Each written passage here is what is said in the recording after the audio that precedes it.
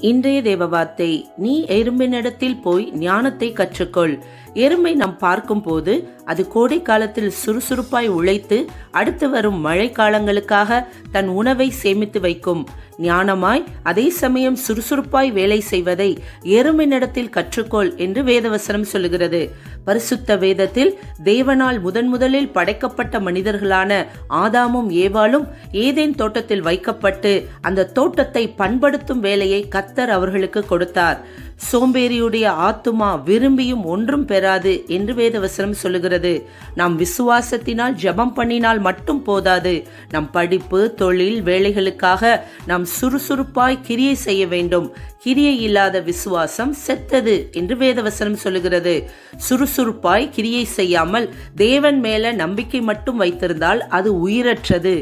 எறும்பை போல நாம் சுறுசுறுப்பாய் செயல்பட்டு ஜெயம் பெறுவோம். ஆமென்.